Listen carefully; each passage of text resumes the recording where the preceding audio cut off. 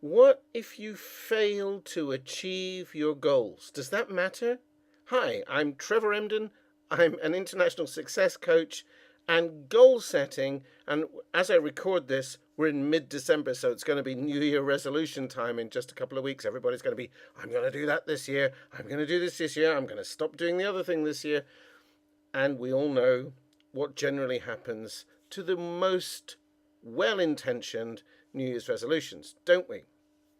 So, anyone who's ever set a New Year's resolution is likely to have had the experience of failing to achieve a goal or not achieving a goal. Let's take the word failing out of that sentence. So, what does it mean? What if you fail to achieve your goals? There's that word again. Now, I get asked this quite a lot. Should I set goals and what if I don't meet them? And I used to talk a lot about, well, actually, one of the issues that I've always had with goals is that if you don't set them high enough, well, they don't mean much when you achieve them. It's like, yeah, that was easy. And if you set them too high, you set yourself up to fail because, for obvious reasons. Huh? It's like, well, I really wanted that. Now, some people say, well, if you set them really, really high and you only get, shoot for the stars and you get to the moon kind of thing, well, you still got further than most people would. I get that.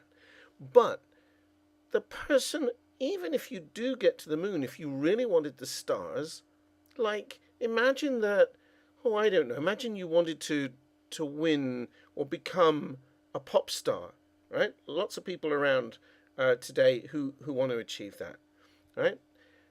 Imagine that you want to become a pop star, and actually what you get is, I don't know, some gigs in local clubs that makes you a living, but like 95% of the population's never heard of you.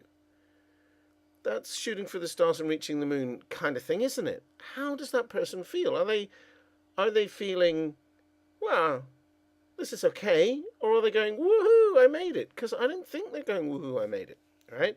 And therefore, the result is that they feel either I still got further to go, and the drive keeps going, in which case good for them, or they feel this is me.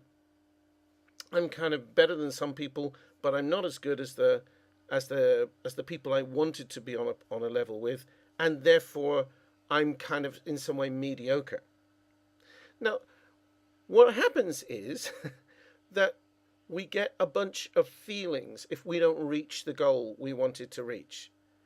Disappointment, obviously, maybe frustration, maybe self-recrimination, maybe anger, maybe self-doubt, lack of worthiness, which I think is really self-destructive and hard to avoid in that scenario, and even guilt sometimes. That might be a mishmash, different combinations of those kinds of emotions.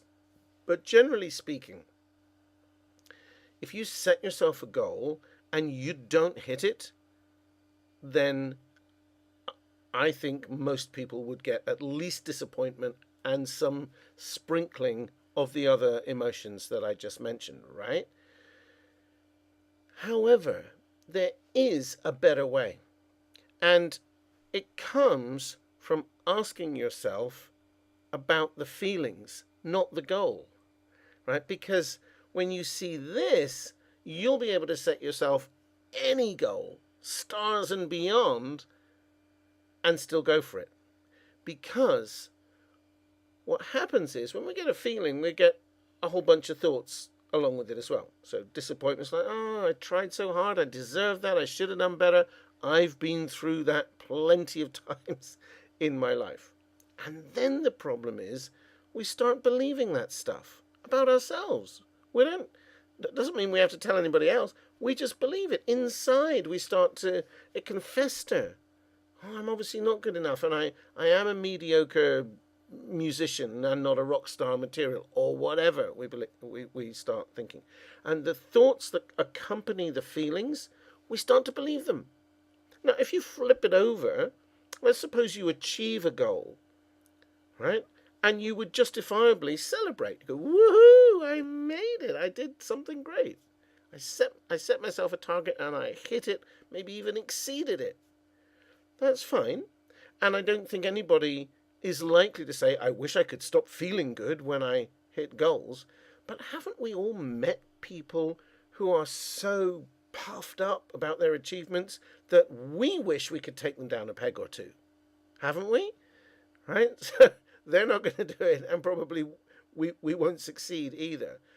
But they're so overinflated about their achievements that they've over milked the emotion that they got when they achieved a goal. Well, I published a novel. Well, big deal. So did Charles Dickens. Get over it. You know, it can be at that end. So the point I'm making here is that actually let your feelings just be your feelings and then let them go. Sure, if you set out to achieve something up here and you miss the mark, there's going to be some feelings about that. But listen, in life, every single one of us will achieve some stuff and not achieve, or achieve things that they didn't intend to achieve. Let's put it that way. Let me tell you a true story to illustrate this very quickly. Many years ago, about 30 years ago, my father, now my late father, and I went on a driving holiday, excuse me, across Europe. Now he'd paid for it. It was all his idea, and so I was his guest, and we were co-drivers in his car.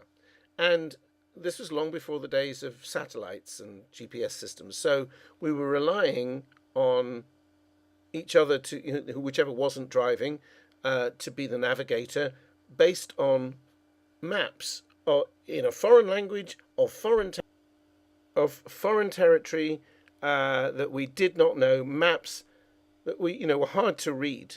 Sometimes is that the right place name, and so on.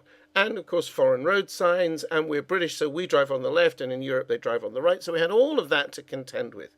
Now it was about 2 weeks holiday, and about every third day or so my father had pre-booked some hotels, so we had to make it, sometimes across vast distances and across mountains and stuff like that, to these hotels on time. In between we would find bed and breakfast or whatever, but we had to cover a minimum of a certain distance each day to be sure of hitting the target. And one day, driving down roads that we'd obviously never seen before, and we realized we were lost, despite our best endeavors at map reading. And my father's blood began to boil, his face started to go red. We've got to get there, I've only got so many hours. And I wanted to take the heat out of it. Obviously we're together in a small car and we're on holiday together, so I wanted to have a good time anyway. And so I said, look, Dad, we'll do our best to find our way to the hotel, but if we don't get there, you know what, we'll get somewhere else and it'll still be okay. It'll be an adventure. Years from now we'll just look back on this and say, oh, you remember the day when we thought we were lost and we couldn't find the hotel and something or other happened instead. We'll be okay. I knew it wasn't like life and death, but he couldn't see it. Anyway, long story short, we did find the hotel and, it all blew over. But my point is that the goal was find the hotel and be there by a certain time.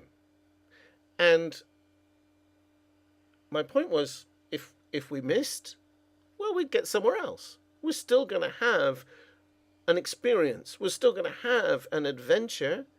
Nothing bad is going to happen, right? So if you can allow, when you set yourself a goal or a target or a New Year's resolution or whatever it is, something you want to achieve, go for it. Set the intention and set off in that direction.